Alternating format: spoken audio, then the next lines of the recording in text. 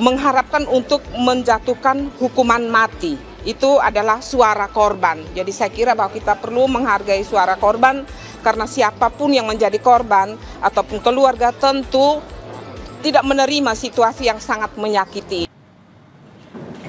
Sidang berlangsung di ruang Cakra Pengadilan Negeri Kelas 1A Kupang. 3 hakim memimpin sidang yang digelar tertutup ini beragendakan pembacaan dakwaan.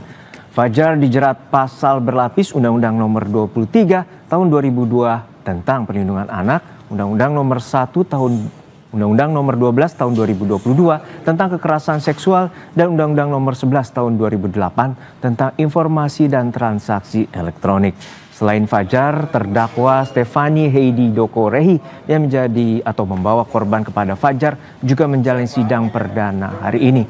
Sidang dilanjutkan 7 Juli mendatang dengan agenda eksepsi atau pembelaan dari terdakwa.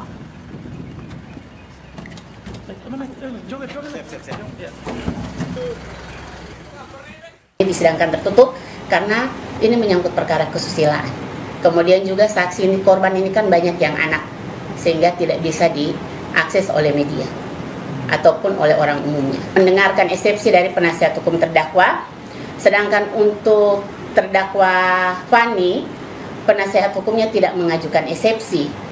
Tetapi oleh karena perkara ini saksi-saksinya sama, sehingga persidangan untuk terdakwa Fani itu ditunda sampai dengan 21 Juli 2025. Nanti menunggu dulu eksepsi yang diajukan oleh terdakwa Fajar, sehingga nanti putusan selanya seperti apa, sehingga pemeriksaan saksinya bisa bersamaan dilakukan oleh majelis hakim.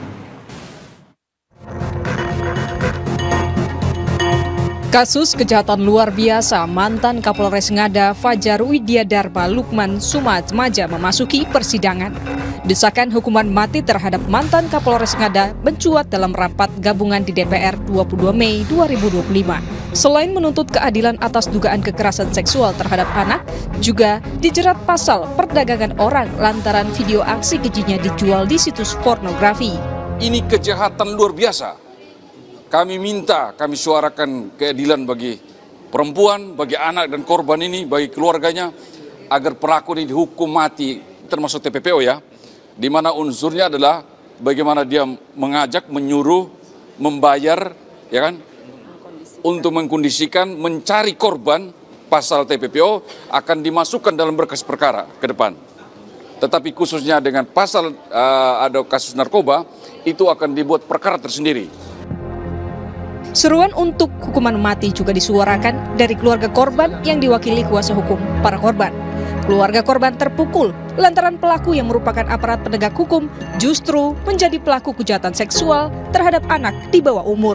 Karena pelakunya adalah aparat penegak hukum, seorang Kapolres yang mestinya melindungi, tapi merusak anak-anak yang baru berusia 5 tahun, mengharapkan untuk menjatuhkan hukuman mati. Itu adalah suara korban. Jadi saya kira bahwa kita perlu menghargai suara korban, karena siapapun yang menjadi korban ataupun keluarga tentu tidak menerima situasi yang sangat menyakiti ini.